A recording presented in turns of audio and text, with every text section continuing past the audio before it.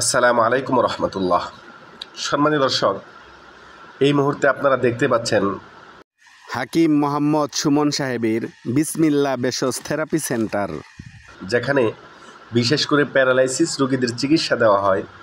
সেখানে আমরা কিভাবে ট্রিটমেন্টগুলা দিয়ে থাকি, আপনারা যারা ইতিপূর্বে চিকিৎসা নিয়েছেন বা কোথাও না কোথাও গিয়েছেন, ট্রিটমেন্ট দেখেছেন, আপনারা জেনে থাকবেন, দেখে থাকবেন যে অন্যান্য সব জায়গাতেই মেশিন দিয়ে হিট দেওয়া হয়, মেশিন দিয়ে থেরাপি দেওয়া হয়, কিন্তু আমাদের মতো যত্ন সহকারে এত সুন্দর করে হাতে, আপনারা জানেন যে এই কাজগুলা এই হাতে করতে গিয়ে কতটা কষ্ট হয়।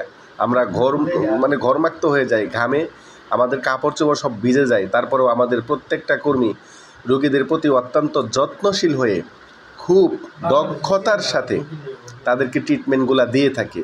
তো আমরা রোগীদেরকে গরম পানি দিয়ে, ওই গরম পানির মধ্যে মেডিসিন দিয়ে পানিটা ফুটিয়ে তারপরে আমরা গামছা ভিজিয়ে সেই গরম গামছা দিয়ে রোগীর যেই জায়গাগুলোয় সমস্যা সেখানে আমরা সেক দিই, এবং সেক দিতে দিতে আমরা রোগীকে কিছু ব্যায়াম করাই, নিজেরাই করাই। অত্যন্ত পরিশ্রমের কাজ এটা, যারা করায় তারাই শুধু জানে।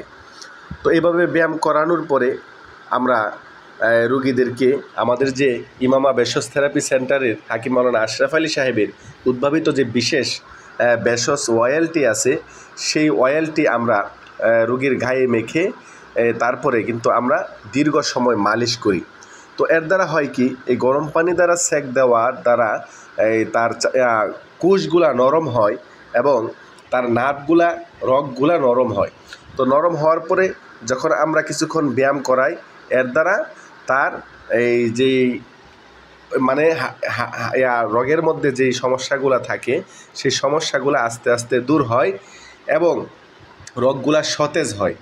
এবং পরে যখন আমরা তেল দিয়ে এইভাবে মালিশ করি, তখন তার রগগুলো আরও বেশি সতেজতা লাভ করে। তো এভাবে একটা সময় আস্তে আস্তে করে সে তার কার্যক্ষমতা বা হাতের পায়ের যে কার্যক্ষমতা সেগুলো কিন্তু স্বাভাবিকতার দিকে ফিরে আসতে থাকে।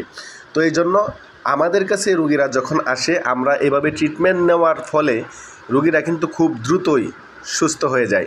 আপনারা যারা আমাদের পেজের সাথে, হাকিম সুমন সাহেবের পেজের সাথে যুক্ত আছেন, আপনারা দেখেছেন অনেক ভিডিও, এবং উনি প্রত্যেকটা ভিডিওর কমেন্টে দেখবেন যে লিঙ্ক, কমেন্টে উনি অনেক রোগীর সাক্ষাৎকার এবং তারা যেখানে চিকিৎসা নিয়ে সুস্থ হয়েছেন সেই বিষয়গুলো তুলে ধরা হয়েছে।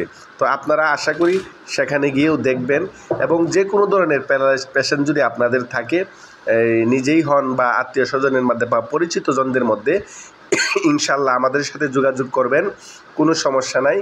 যদি রোগী আর্থিকভাবে অসচ্ছল থাকে, তারপরেও হাকিম মোহাম্মদ সুমন সাহেবের পক্ষ থেকে অসচ্ছল, অসহায়, হত দরিদ্র সকলের জন্যই, এরপরে আলেম সমাজ সকলের জন্যই হাকিম মোহাম্মদ সুমন সাহেবের সামর্থ্য অনুযায়ী উনি অনেক ছাড় দিয়ে থাকেন। তো ইনশাল্লাহ আমাদের সাথে যোগাযোগ করবেন, স্ক্রিনে দেওয়া নাম্বারে আপনারা যোগাযোগ করবেন। যোগাযোগ করে ইনশাল্লাহ আপনারা আসবেন। বিশ্বাস হারাবেন না ভাই, আস্থা হারাবেন না। এখনও সুচিকিৎসা আছে। অনেকে আছে মানুষের দ্বারে ঘুরতে ঘুরতে, বিভিন্ন জায়গায় ট্রিটমেন্ট নিতে নিতে একটা সময় অর্থহীন হয়ে যায়, সহায় সম্বলহীন হয়ে যায়, আস্থা চলে যায়, বিশ্বাস চলে যায়। না ভাই, বিশ্বাসটা ধরে রাখুন, আস্থা নিয়ে ইনশাআল্লাহর উপর ভরসা করে, আল্লাহ তাআলার উপর ভরসা করে আসুন আমাদের কাছে। আমরা আমাদের সর্বোচ্চ চেষ্টা দিয়ে আপনাকে সুস্থ করে তোলার চেষ্টা করব ইনশাআল্লাহ। তাই হতাশা নয়, আশা নিয়ে ইনশাআল্লাহ আমাদের সাথে যোগাযোগ করুন। তো চলুন আমরা এই রোগীর মুখ থেকে একটু শুনি যে উনি যে এখন থেরাপি নিলেন, আমরা ওনার পিছনে মেহনত করলাম, এতক্ষণের মেহনতের করার পরে উনি আমাদের কাছে নতুন আসছেন। তো ওনার কাছে কেমন লাগতেছে, উনি কেমন অনুভব করতেছেন, বা উনি সুস্থ হবেন কি না এভাবে ট্রিটমেন্ট নেওয়ার পরে ওনার অনুভূতিটা কি, সেটা আমরা শুনি। চলুন। আজকে যে আপনি থেরাপি নিলেন, আপনার কাছে কেমন লাগতেছে? জি আলহামদুলিল্লাহ, ভালো লাগতেছে অনেকটা। হ্যাঁ, অনেকটাই ভালো লাগতেছে। তো এইভাবে যদি থেরাপি দেওয়া হয় প্রতিদিন, আপনি কি মনে করেন যে মোটামুটি অল্প কিছুদিনের মধ্যে কোনো ফলাফল আসবে কিনা? জি আলহামদুলিল্লাহ আসবে। হ্যাঁ, চেষ্টা থাকলে অবশ্যই আসবে। জি আসবে ইনশাআল্লাহ। ভাইটার জন্য দোয়া করবেন। ভাইয়ের বাড়ি কোথায়? ভাইয়ের বাড়ি আমার পরিচয় হলো, আমার বাড়ি নোয়াখালী। নোয়াখালী? নোয়াখালী, জি। আচ্ছা আচ্ছা। ঠিক আছে, ভাইটার জন্য দোয়া করবেন। আপনি তো থেরাপিস্ট, তো আপনি ভাইয়ের ব্যাপারে ইনশাল্লাহ ভাই একটু হাঁটেন। হ্যাঁ, ঠিকভাবে নিয়ম মতে থেরাপি দিলে রোগী সুস্থ হবে না কেন?